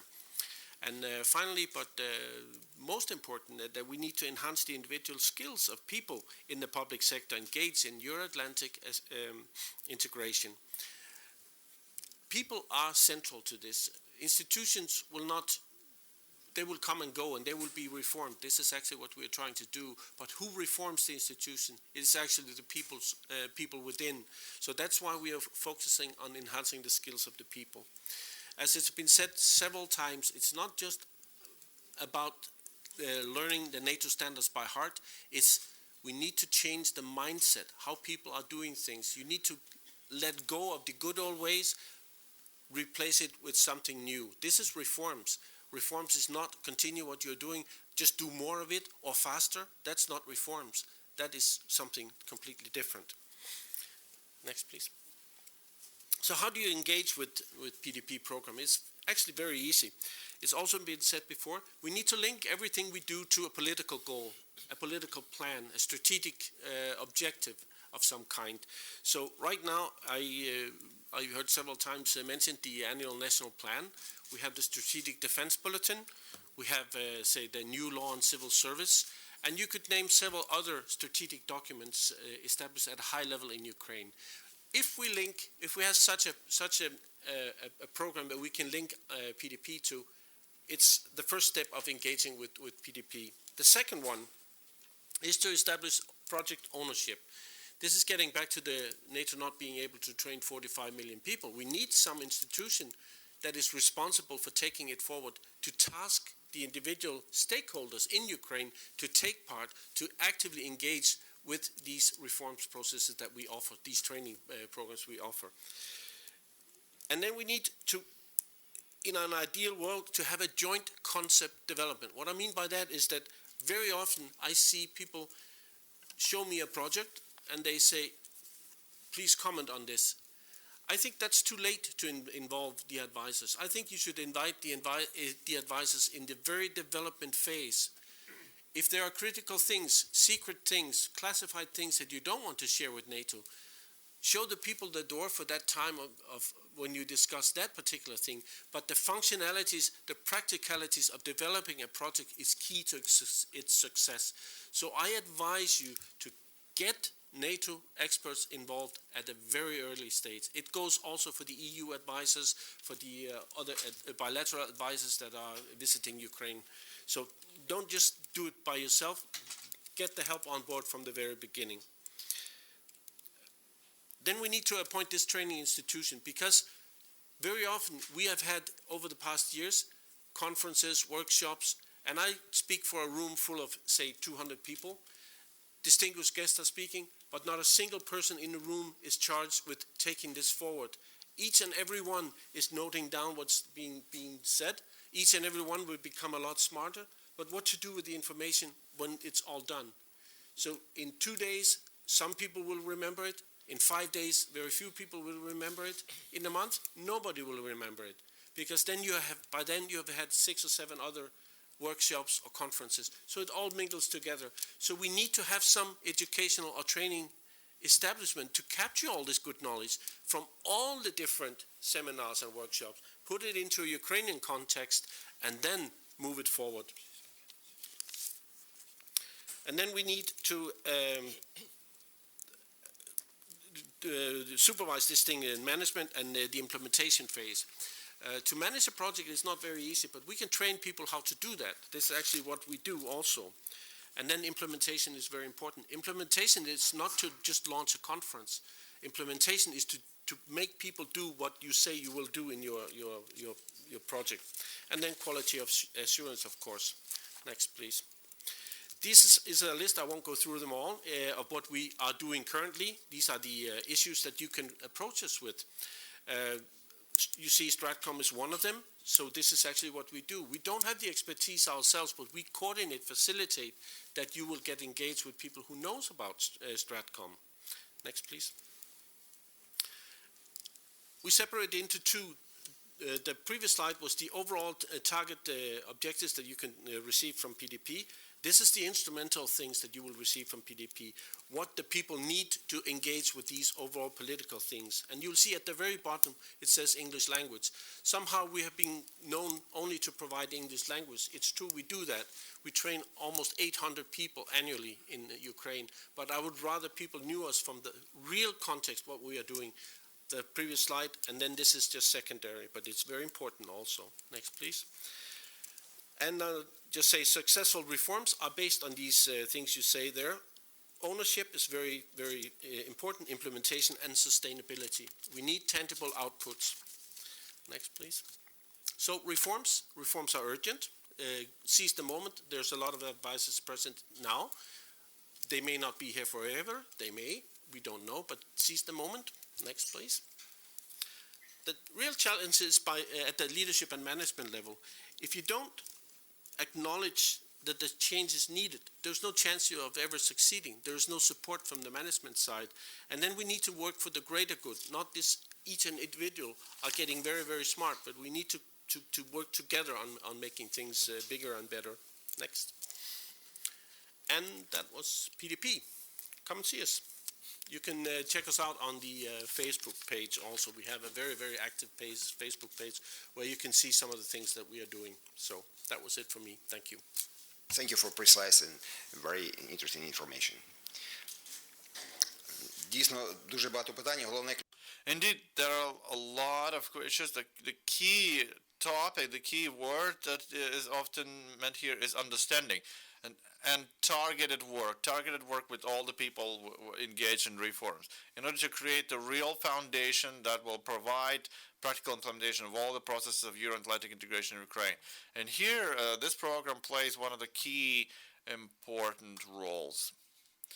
Then Vasyl Latvinchuk, head of the procurement office for NATO in Ukraine. Good morning. My name is Vasyl Latvinchuk, head of the agency on procurement NATO in Ukraine.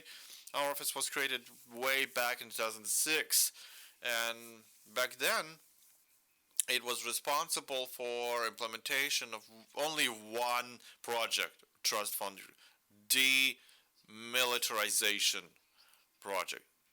Ever since, the NATO-Ukraine cooperation was deepening, and as you know, the Warsaw Summit produced the decision to initiate a lot of other NATO projects in Ukraine.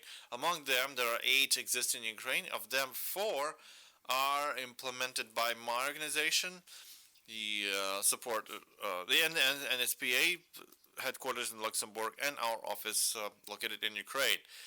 And besides, another potential project which has been initiated is demining project and battling the improvised explosive devices. Most probably also will be under the management of procurement agency. As was also said today by the department director, currently Slovakia will be heading that, and as far as I know, Slovakia asked NSPS to be executing agency for this particular project. Our office is responsible for the practical segment of cooperation Ukraine-NATO. So I'm going to be talking about the projects that are implemented under the auspices of our agency and office. First project is assisting in medical rehabilitation. It's a very important problem. For a practical solution of this problem, in 2015, there was an agreement signed between NSPO and Ukrainian government, which was ratified by the parliament. So it's a framework for cooperation in NATO Ukraine. And also there was an implementation agreement signed which outlined the mechanisms of cooperation and responsible parties. So implementation is on NSPA and Ministry of Social Policy on Ukrainian side.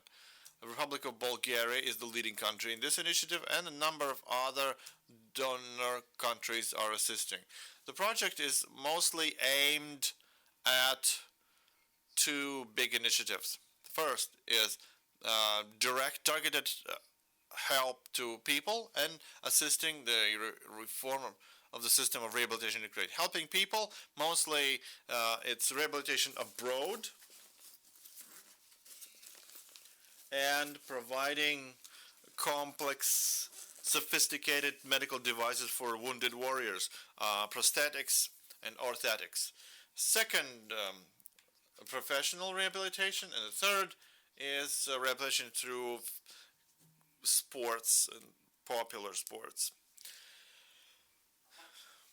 Thanks to the system of rehabilitation, we provide the top-notch, state-of-the-art equipment for medical facilities. We provide technologies and equipment for prosthetics factories. And thirdly, we improve professional qualification of Ukrainian medical workers. So only January this year was the start of this program. 2.2 million euro budget for 2 years. We have shipped sophisticated modern equipment to some medical facilities. Lviv Medical Hospital, 259,000 euro worth of equipment. Novi Sanjari, another medical facility for the National Guard. Tsivli, Ministry of Health Care, Medical Social Rehabilitation Center. Sanjari, about 65,000 euro worth of equipment, and Tsivli, 253,000 euro worth of equipment. We're now procuring and shipping to Kharkiv Institute of Prosthetics a special training swimming pool worth about 79,000 euros. As many of you know, we have conducted some trainings we have done some vocational rehabilitation training in Lviv. In sports, we have we did 3 boot camps, back to life camp, based on Paralympic Committee, Western Rehabilitation Center in Lviv, 120 kilometers away from Lviv. We also funded, NATO funded, participation of 4 wounded warriors who are marathon runners, and today the team of these Ukrainian warriors is returning to Ukraine. The second project, demilitarization, very short. The numbers planned for 2012, the numbers that we forecasted look like this. Here we can see what's been done in the last 3 to 4 years. We have spent about 7.1 million euro over this period. NATO provides assistance not only for the works, which are done mostly by Ukrainian companies, that's one of our principles, but we also help those organizations, those companies who are directly engaged in this project. So these are the production sites where the works are done, Ukrainian companies. For instance, we procured a bus for employees of Shostka Institute of Chemical Products, a loader. We also funded procurement of the loader machine, and a section of incinerators which malfunctioned after the disposal of unsafe, dangerous materials. Third project, we help Ukraine to reform the sector of logistics in the defense. Ministry of Defense, but we also work with other law enforcement bodies. For this, we also signed an implementation agreement. As you probably understand, it wasn't easy because it creates basically a legislative framework for our cooperation. We mostly talk about 3 initiatives. First, creation of compatible codification system, compatible with NATO. Second, assisting logistics. And third, a standardization system. So on the first initiative, basically we have created codification system which is compatible with NATO. There's hardware and software ready. Regarding standardization, we have designed technical specifications to create electronic information system for standardization. The next project is radioactive waste. As Deputy Minister said, this is a very problematic segment for Ukraine because these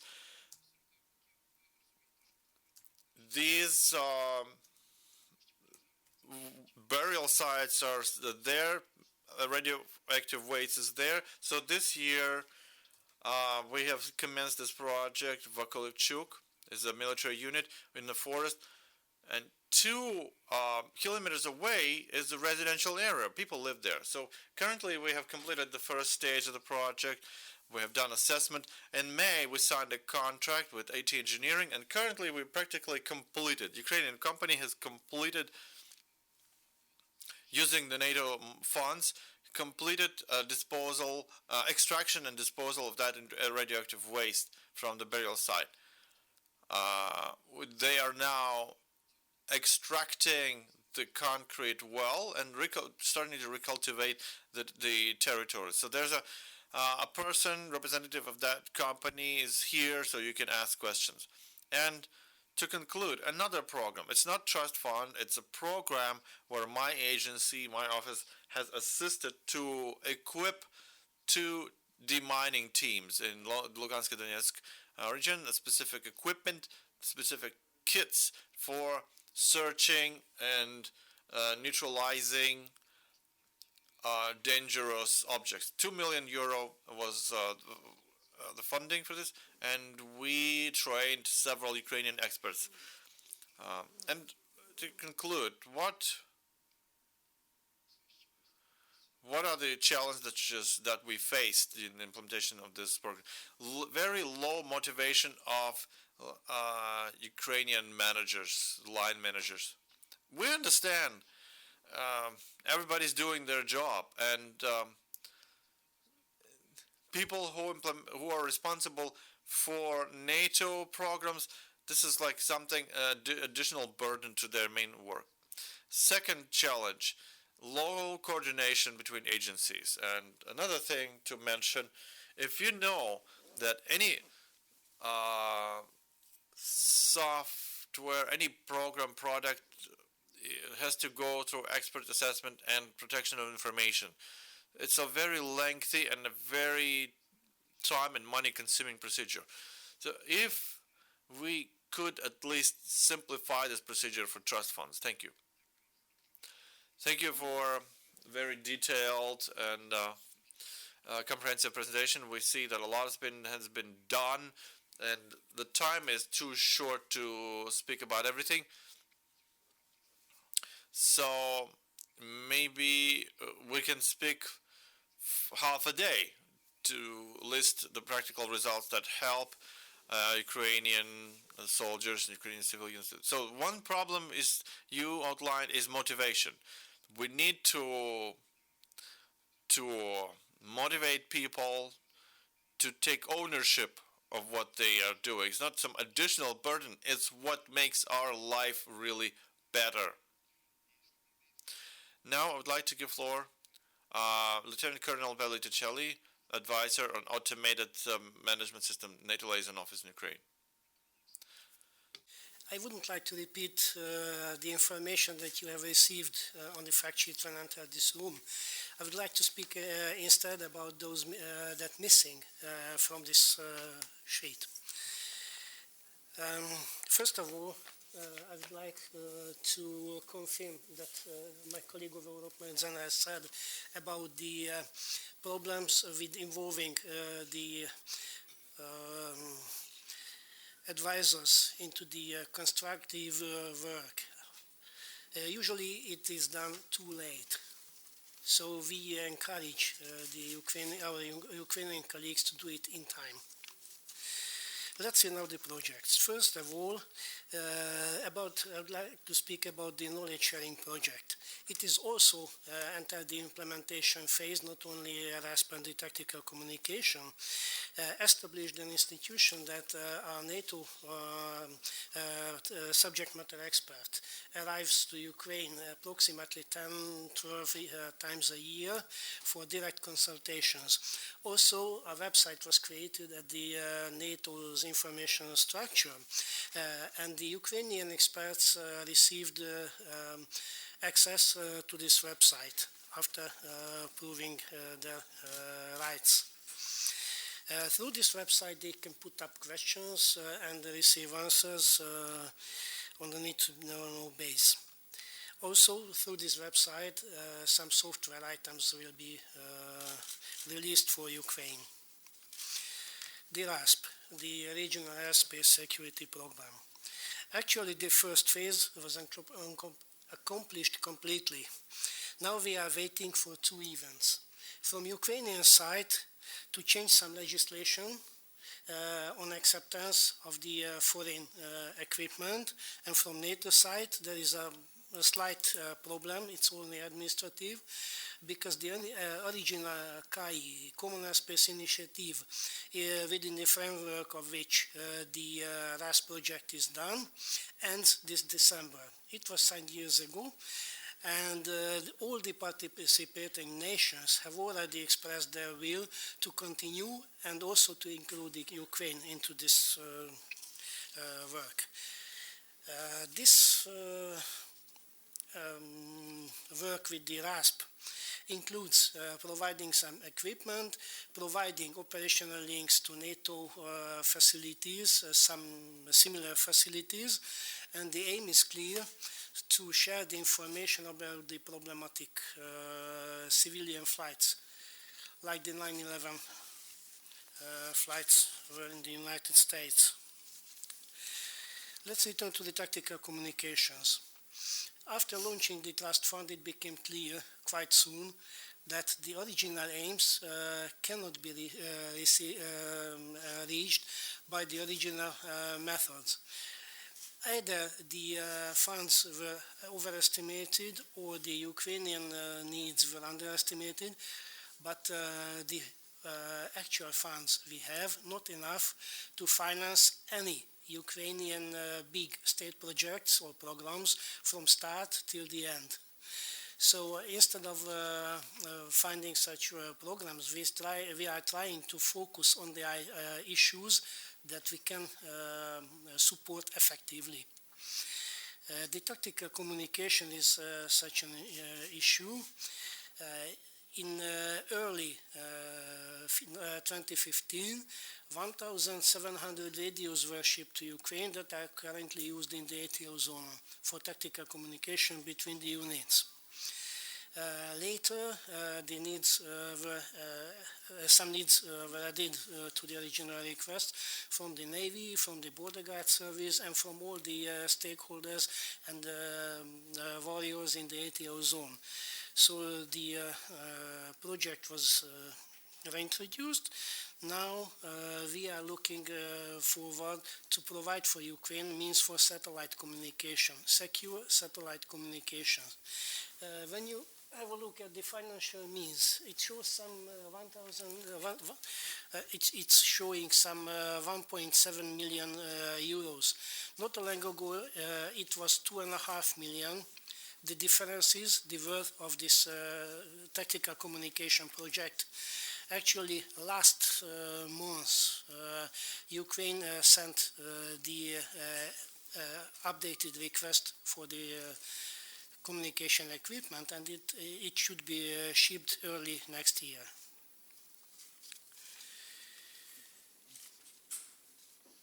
Okay, so these are our key projects. I'd like also to mention the mid and long time aims. Harmonized with the OJER projects, depending on the available funds that will rest after accomplishing the short-range so-called quick win projects, we are prepared to support the mission networking. It's a NATO practice to include into a network the suitable equipment in the battlefield. Supporting the medevac tracking, the medical evacuation tracking, and supporting the Navy. Last but not least, I would like to stress the necessity of internal cooperation and interoperability. When Armed Forces of Ukraine, the National Guard, the State Border Guard Service, and the Emergency Service would like to cooperate in the anti-terroristic zone, it's vital to be interoperable. So please reflect to this society. So before getting interoperable with NATO, the elements of the Ukrainian force structure should be interoperable between each other. Thank you for your attention. Дякуємо за вашу презентацію. Дійсно, от ці питання, які... Thank you. These are issues, and this is a work that you don't notice always because it's not on the surface, but it's important so that we not only can declare our readiness to be NATO members, but to cooperate as equals. And we have to be ready internally for this integration. And that's why it's important regarding the assistance in the East. All these radios that were shipped is even albeit small, but a very important element for survival for our troops. Now with Colonel Zachuk on cybersecurity, NATO Liaison Office in Ukraine. Ladies and gentlemen, I'm pleased to meet you here. Before discussing the cybersecurity and cyber defense trust fund particularly, I would like to express some issues on cyber history and legislation of Ukraine. Ukraine is not a new country in cyber area. If we talk about the Convention on Cybercrime, which is the first international treaty seeking to address internet and computer crime is signed by Ukraine on the first day of opening signature. I mean, Ukraine is one of the 30 countries who signed this convention on 2001. And this convention is effective till 2004, and Ukraine is the 13th of 49 countries who already ratified this convention. So I can say that Ukraine has an international agreement on cyber crimes for 10 years. In addition to SDB and ANP, I would like to highlight some more important legislation related to cybersecurity and the years that were approved. Law of Information, approved in 1992. Law on State Secrets, 1994. Law on National Security, 2003. National Security Strategy, 2015. And Security and Defense Sector Development Concept, 2016, this year. And the most important one for us, Cybersecurity Strategy on March 2016. Of course, there are more that are ongoing to implementing. One of them is Law on Ukraine on Basic Principles of Cybersecurity. It is posted to RADA on 20th of September this year. And there is a new senior cooperation body of cybersecurity. In June 2016, the National Coordination Center of Cybersecurity has been established. Of course, we don't have enough time to get into the details of the legislation, so I want to go to the Cyber Defense Trust Fund details. Cyber Defense Trust Fund is one of the first concrete cybersecurity projects in Ukraine that will be implemented with international support. So, the lead nation, as you know, is Romania, and there are 8 contributing nations to this trust fund. On the Romanian side, Romanian Intelligence Service and Rezirom is a state-owned company, is executing agent. Under Cyber Defense Trust Fund, we have a cyber defense project which was started at the end of 2014. And agreement on the implementation between Security Service of Ukraine, which is the national coordinator in Ukraine for these cybersecurity issues, and the Romanian side was signed on July 2015. The main objective of this trust fund is to provide Ukraine with the necessary support to develop its strictly defensive technical capabilities. In the project, there are 3 main objectives. Okay. First one is construction of an incident management center, and the second one, we will have 2 laboratories on host-based computer forensics and network-based computer forensics, and the third dimension is training. If to talk about the training, we have 5 in-kind training contributions, which were already given by Estonian colleagues, and we have additional trainings from other NATO budgets such as PDP and SPS. And we have also a cybersecurity advisory dimension for NATO Liaison Office. I have to express 2 problems in 2 sentences. The first one is coordination among state authorities, or lack or less of coordination in state of authorities. And the second problem is this is the first project. And I have to recall you that cybersecurity projects and IT equipment is very expensive. This is the first, but not last. So we are welcome to implement the other projects from other state authorities. Thank you very much. Thank you. Thank you for your... На жаль, час...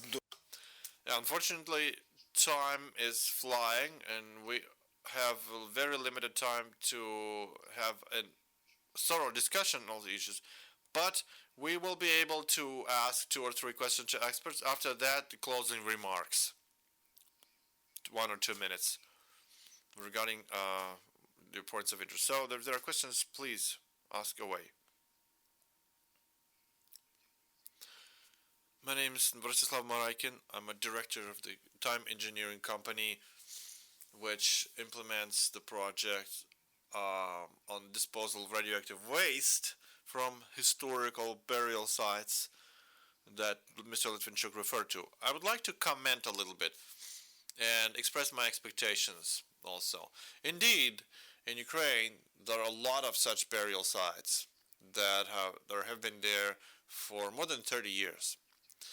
And they are not located where they are supposed to be. It's very dangerous. They're very close to residential areas in terms of safety and health of people who live in the close vicinity of those, and because of the war. We have aggression against our country. So it's a potential ground for sabotage. So let me just say, within this trust fund,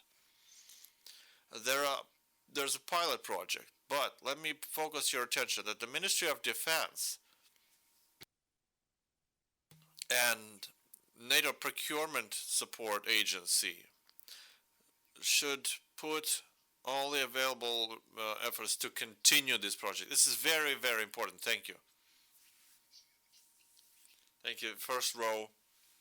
Question from the first row.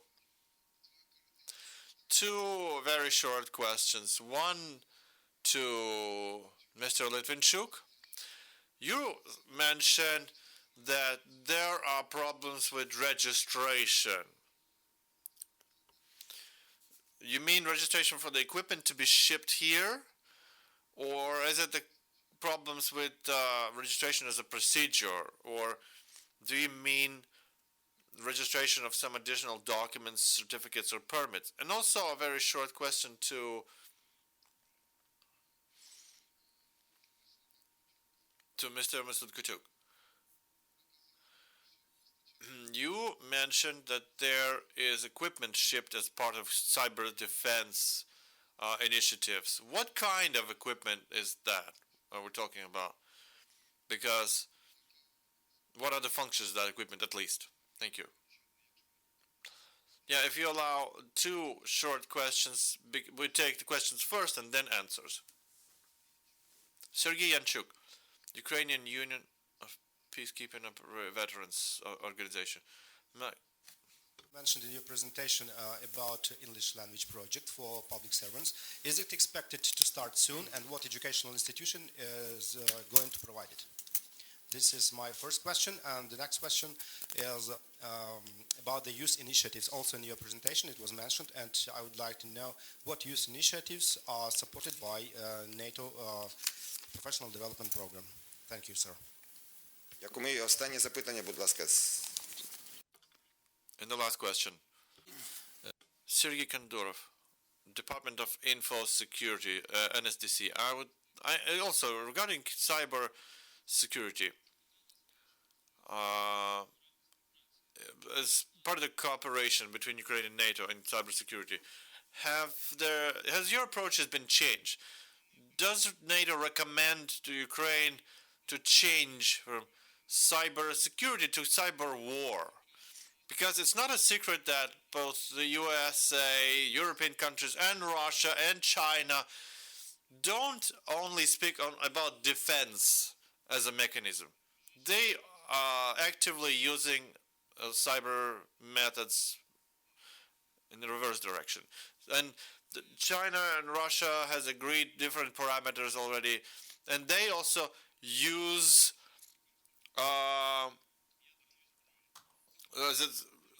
cyber sphere as a sphere of stopping the other one from doing something. Thank you for that question. So let's proceed with answers. Let me start from Mr. Dolgov, because he has to provide the comment as one of the first beneficiaries from these NATO programs, who gets the first line of assistance. So his remarks. Thank you. Both questions and the presentations show us that there are, I wouldn't say problems, but certain barriers that we have to overcome, so that our cooperation that is built so thoroughly for years has gained some critical mass and would not be reversed. And critical issue here is changing the mentality, the mindset, the culture of work, a different culture of doing things. So for me, the main objective for the MOD that I've seen from day one was not interacting with NATO, but working better on our places every day. Cooperation with NATO is not delegation visit. It's every day when we're doing our job, we're reforming both MOD and armed forces. And most importantly is people. We have to have people who understand this, but we have to have people who are leaders, who can explain these things to their subordinates, and that's what is a topic for a more thorough selection of candidates. Candidates who go for different courses and trainings, because we want to see results at once. The officer who comes to a strategic level training at in the USA, what he's doing later at the MOD or general staff, what will be his position, what kind of knowledge will he use, and that's going to be very important. Another thing, professional development program and in general people's qualities. It wasn't mentioned here, but I think it's very, very important to remind you all that the question of gender equality for Ministry of Defense is also very important. Is also very, very important. Why? Because in percentage, the percentage of women who are now signing the contracts is increased. We see that a lot of things remains to be done in this regard. So that's why I want to stress, without talking about specific funds or specific activities, that's what I wanted to mention. Therefore, for us, the most important is to understand that the reforms is for everyone. Not some heads of units or heads of departments. It's our work, for us. Nobody will do that for us. So through all the presentations from NATO side, through all the negotiations, the red line is ownership. Who owns the reform? We should own reform. It's our reform. We shouldn't sit and wait till trust funds will do the work for us. No, it will never be like that. NATO can only show where to move, how to do that, and train people, help train people. That's what our objective is. Now, practical issues, specific projects, I think many of them will be resolved after signing and ratification of agreement between Ukraine and NATO on representation of NATO in Ukraine. There are 2 articles there, and those articles, we added them there to free from customs fees all the equipment that goes alongside Ukraine-NATO cooperation. One last thing on cybersecurity. It's important not to forget that on Warsaw NATO Summit, cyberspace was officially deemed as a 4th space of military action. It's written number 4, although there's a 5th one. So it's a full-fledged sphere of military operations now. And that's why we need to understand this is a very delicate, very vital sphere, and the approaches, like there was a question, what equipment will be shipped? Of course, my colleague here will answer you more precisely, but you have to understand that there are things in cybersecurity and cyber intelligence. There are limitations, what we can disclose, what should the national property. Thank you.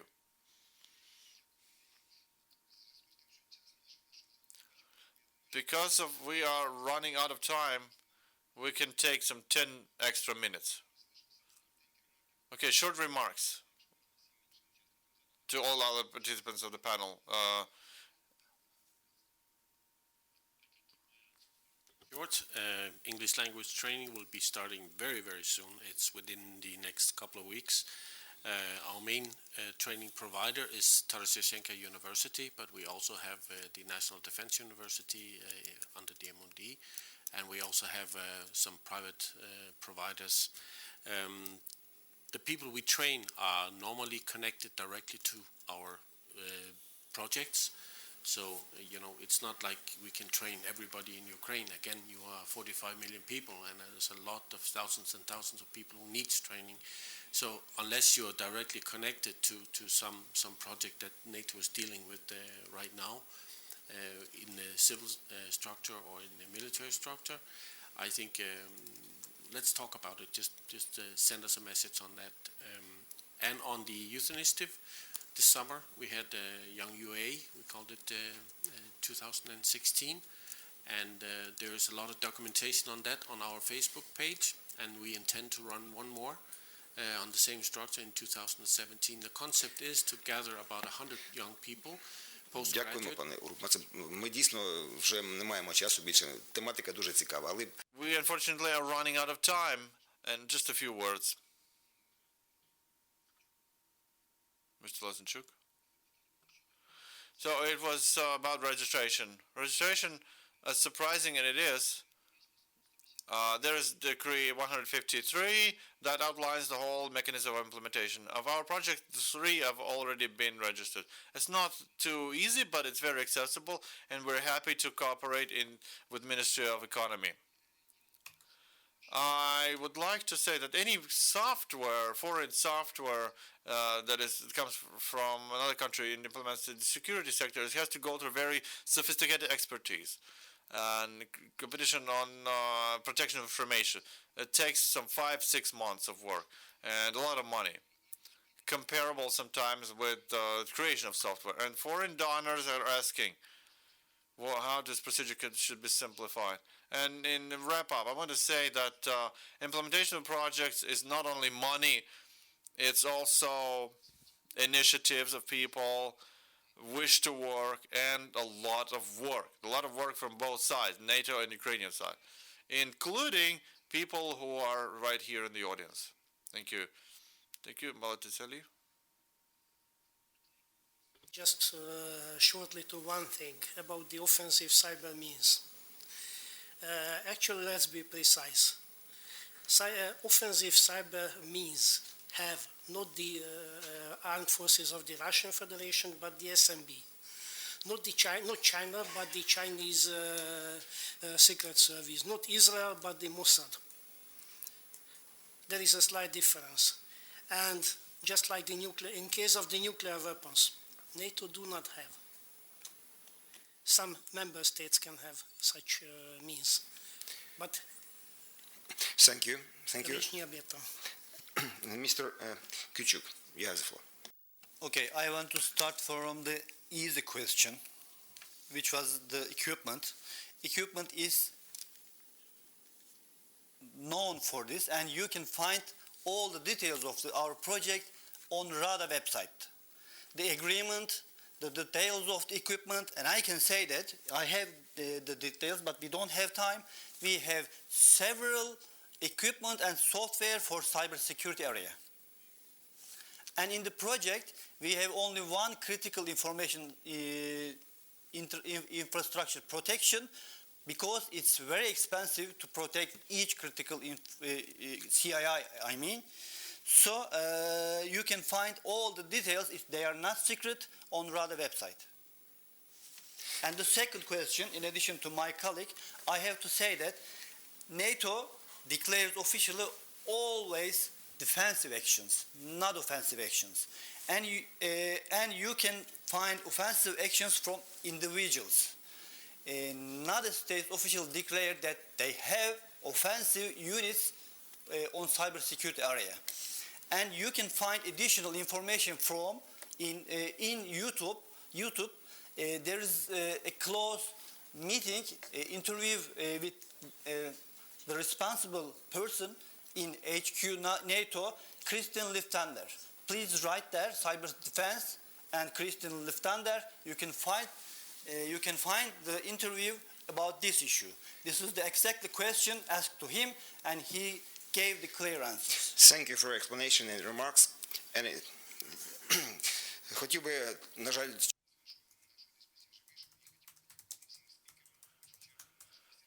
we would like to thank all the speakers, all the attending members for very interesting, very concise, very comprehensive remarks, and all the guests who attended this meeting, who asked questions, who were listening. I think we had a very exciting, very interesting event full of important information, and your presence here shows that these issues are really important for you. And I would like to wish us all successful cooperation to make our country stronger and more resilient. Thank you. This wraps up our meeting.